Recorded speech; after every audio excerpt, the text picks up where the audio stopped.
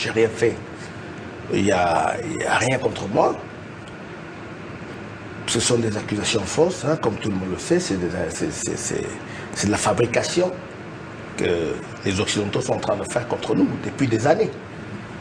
On accuse la Guinée équatoriale d'être un pays corrompu, que tous les dirigeants de la Guinée équatoriale sont des corrompus, mais où sont les preuves?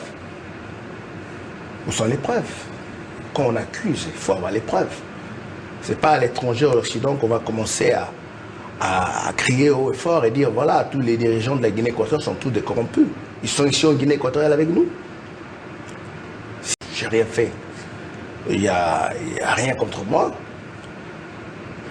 Ce sont des accusations fausses, hein, comme tout le monde le sait, c'est de la fabrication que les Occidentaux sont en train de faire contre nous depuis des années. Monsieur le vice-président, cette levée de mandat d'Interpol réduit quand même le champ d'application du mandat émis par la France. Qu'en est-il de la procédure? Écoutez, la procédure en France, comme je l'ai toujours dit, le dossier il est vide. Il n'y a rien. Tout ce qui est en train d'être, tout ce qu'on m'accuse, c'est de dire que j'ai acheté des biens et que je les ai achetés à partir des fonds publics. Et qu'on me démontre. Notre dernière question, jusqu'à présent, l'instruction en ce qui concerne ce qu'ils appellent les biens mal acquis n'est pas bouclée, le juge d'instruction n'a pas fini, mais paradoxalement, vos biens en France sont mis aux enchères. Face à cette contradiction, Excellence, qu'est-ce que vous pouvez nous dire? Moi, je peux vous dire que, d'abord, le juge de France, les deux juges français, ce sont des, comme on peut le dire, des marionnettes. Parce qu'en réalité, moi je connais très bien le dossier, ce sont les Américains qui sont derrière. Parce que les accusations, toute la procédure a commencé à partir des États-Unis. Les trafiquants de drogue, escrocs ou même dictateurs, et ils blanchissent leur argent dans des produits de luxe. Ça, c'est l'ambassadeur de la Guinée équatoriale. Regarde-le, lui. Salut, je viens faire le point des voitures qu'on a saisies. Ça ira pour financer des écoles, des routes, au même titre que les impôts et tout le reste. C'est une recette publique. C'est la suite royale de 2 salons.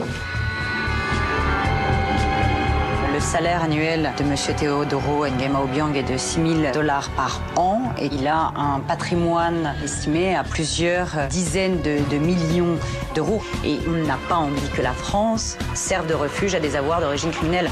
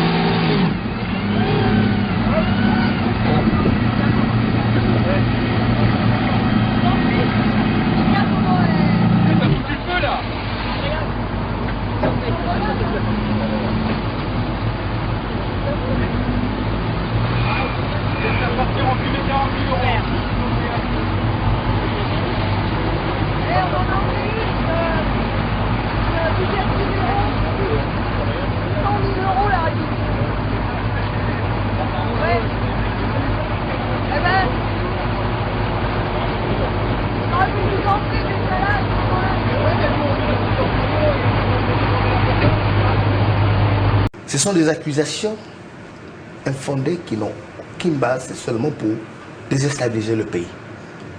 Vous savez, les Occidentaux nous cherchent à nous déstabiliser depuis des années. Ils ont envoyé des mercenaires, ils ont financé des coups d'État. Et ils ne s'arrêtent pas. Chaque année, à chaque moment, ils ne dorment pas. Parce que pour eux, la Guinée équatoriale est un pays qui a beaucoup de richesses et que ce n'est pas normal que les Africains puissent gérer eux-mêmes leurs propres richesses. D'abord, je félicite la direction l'Interpol. C'est une décision courageuse, sachant que derrière tout ça, on sait qui sont les gens qui sont en train de manipuler toutes ces attaques, ces grandes puissances, en utilisant les ONG.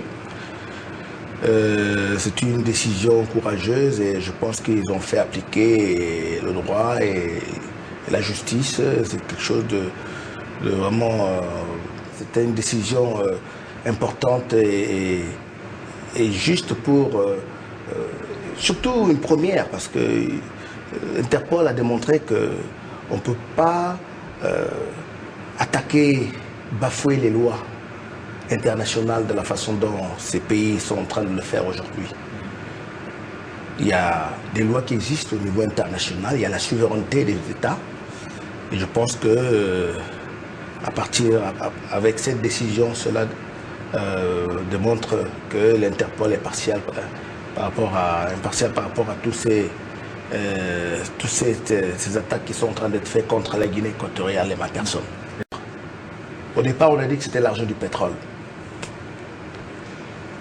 Qu'ils aillent demander aux compagnies américaines, ExxonMobil, toutes ces grandes compagnies pétrolières qui sont ici, qui leur demandent pour voir où est-ce qu'ils nous donnent cet argent.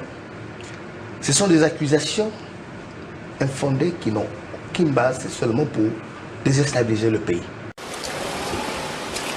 L'homme qui sort de sa Bentley pour rentrer à l'hôtel Bristol à 2 pas des Champs-Élysées, entouré de ses gardes du corps, est un milliardaire peu connu. Théodore Nguema Obiang est le fils du président de la République de Guinée équatoriale, ancienne colonie espagnole devenue une sorte d'émirat africain grâce au pétrole, dont les royalties expliquent la fortune de son père. J'ai la Bentley Azur, j'ai été la réceptionner. Elle est arrivée, je l'ai amenée directement chez Rolls. Je vais te la chercher tout de suite. Allô? Bonjour. C'est moi-même.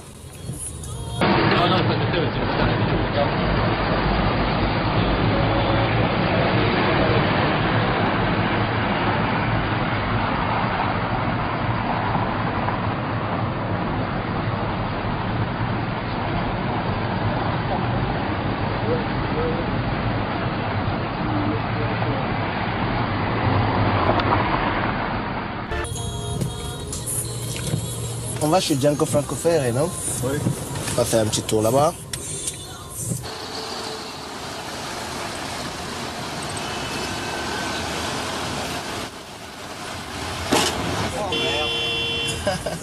Que j'aime toujours passer là, c'est Paris. Okay. Pour faire ses achats, Théodore Nguema a le choix entre plusieurs véhicules. Il possède et entretient, rien qu'à Paris, 2 Bentley et une Rolls-Royce, une Ferrari et une Lamborghini. De la maison magique. Pardon. Allô? Tac. Même si on est un peu mal garé, mais c'est pas grave. Ils vont le garer de Mustapha.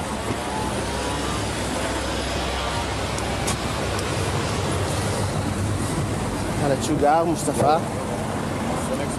Oui. Je vais aller avec vous. Et moi, je vais rester là pour regarder. Ok. Bonsoir. Bonsoir. Et ça, c'est d'accord. D'accord, bien sûr. Pour sortir, Théodore Nguema a le choix entre la Ferrari jaune et la Lamborghini blanche. Toutes deux des modèles uniques.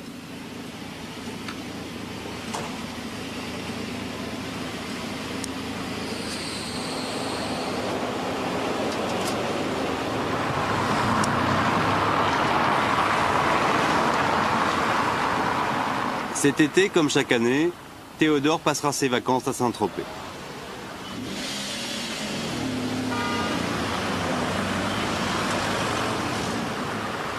Si quelqu'un doit nous accuser de corrompus, c'est les Guinéens d'abord, pas ces Occidentaux qui cherchent d'autres intérêts derrière toutes ces attaques. Je remercie tous les Africains, frères et sœurs qui sont derrière moi, qui m'appuient par rapport à toutes ces attaques qu'on reçoit des Occidentaux. On va gagner, parce que de toute façon, on est là pour se battre. Si on est dirigeant en Afrique, pour pour ça qu'on est là, on se bat contre les gens qui nous ont pillés pendant des années, qui ont pillé l'Afrique, qui ont vendu nos frères et sœurs, qui les ont traités comme des esclaves. D'ailleurs, ils ne nous ont même pas encore indemnisés. On a plein de cousins, des frères, des gens qu'on ne sait même plus où ils sont aujourd'hui à cause de ces gens-là. Des crimes contre l'humanité qu'ils ont commis sur ce continent. C'est eux qui ont commis le plus d'atrocités dans ce monde et ce sont les premiers qui viennent nous traiter de tous les noms. Des dictateurs, des voleurs, machin. Mais qui est plus voleur dans toutes ces histoires? C'est pas eux qui nous volent toute la richesse d'Afrique. Donc franchement, moi je ne veux pas allonger cette histoire, continuer. Je pense que aujourd'hui nous sommes dans une position assez forte et je suis confiant que cette victoire on va la gagner. Et puis voilà, parce que cette victoire c'est moi qui la gagne et avec toute l'Afrique entière avec moi.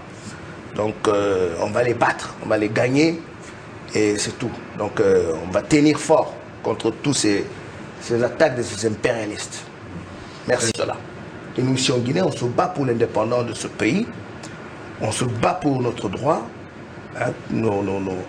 Nos pères de l'indépendance se sont battus pour cette liberté que nous avons aujourd'hui.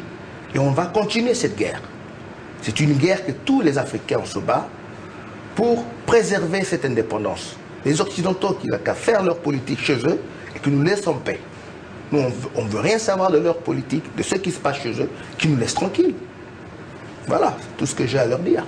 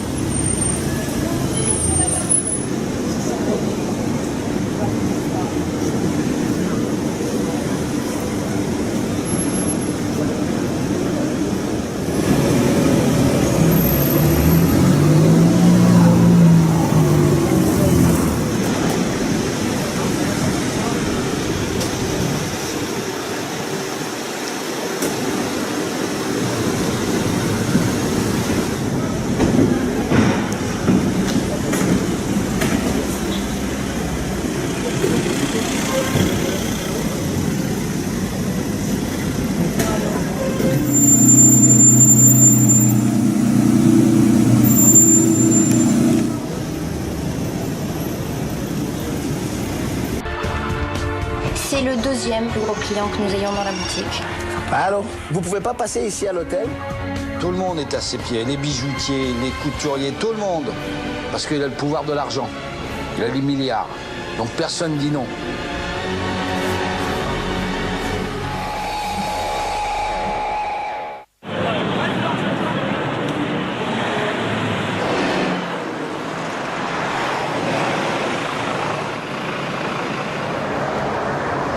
Bonsoir et bienvenue dans Enquête exclusive qui s'intéresse ce soir à l'argent du crime. Escrocs, dealers, trafiquants d'armes, ils blanchissent leurs revenus en investissant dans l'immobilier mais aussi dans des voitures de luxe ou des yachts. D'abord, je félicite la direction de l'Interpol. C'est une décision courageuse. Sachant que derrière tout ça, on sait qui sont les gens qui sont en train de manipuler toutes ces attaques, ces grandes puissances, en utilisant les ONG. C'est une décision courageuse et je pense qu'ils ont fait appliquer le droit et la justice. C'est quelque chose de vraiment... C'était une décision importante et juste pour... surtout une première, parce que Interpol a démontré qu'on ne peut pas attaquer, bafouer les lois internationales de la façon dont ces pays sont en train de le faire aujourd'hui. Il y a des lois qui existent au niveau international, il y a la souveraineté des États. Et je pense que avec cette décision, cela démontre que l'Interpol est partial par rapport à tous ces attaques qui sont en train d'être faites contre la Guinée équatoriale et ma personne. Notre dernière question, jusqu'à présent, l'instruction en ce qui concerne ce qu'ils appellent les biens mal acquis n'est pas bouclée, le juge d'instruction n'a pas fini, mais paradoxalement, vos biens en France sont mis aux enchères. Face à cette contradiction, Excellence, qu'est-ce que vous pouvez nous dire?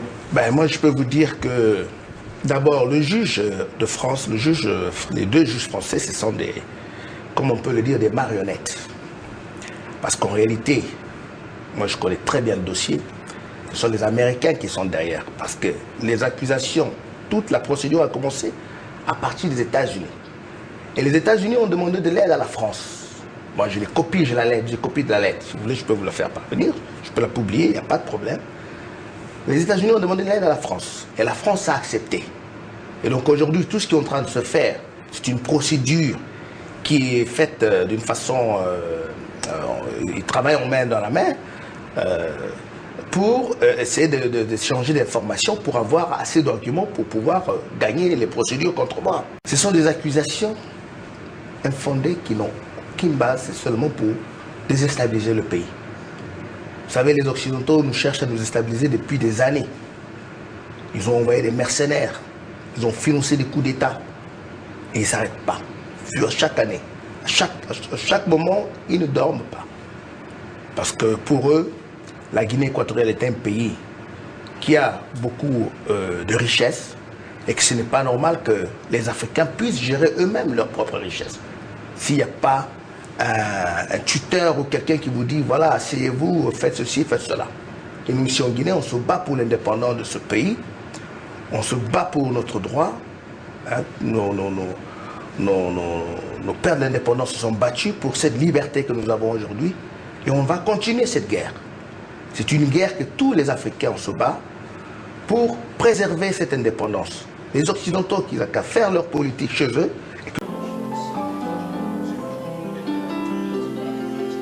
Au Bristol, des visiteurs attendent le retour de son Excellence.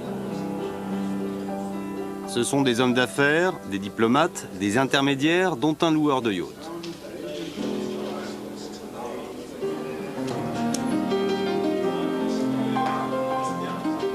Il y a aussi toutes sortes de solliciteurs, des représentants de maisons de luxe.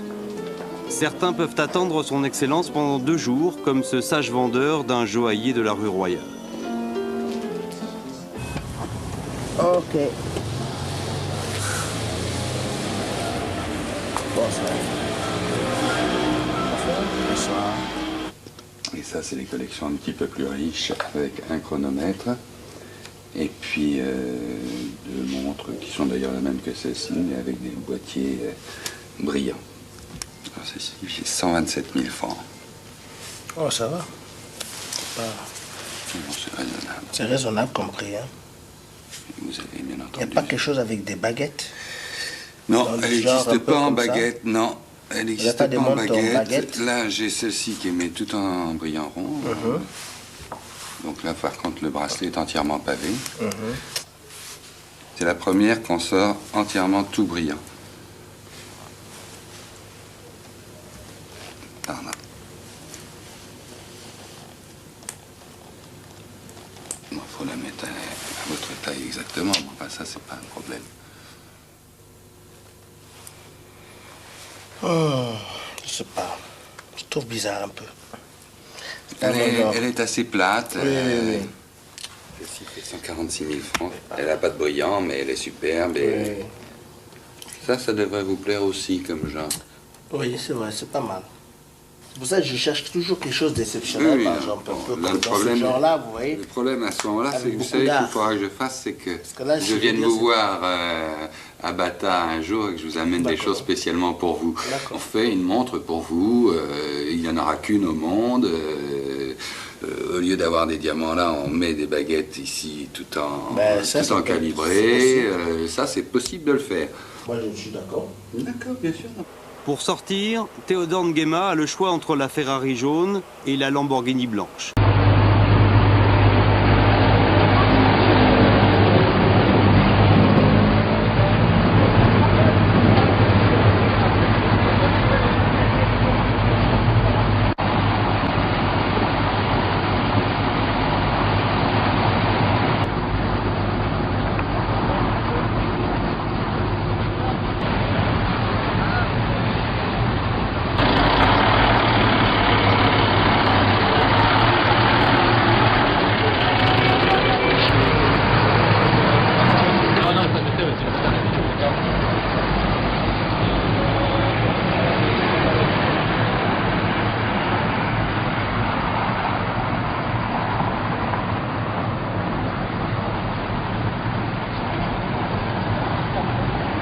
Ouais.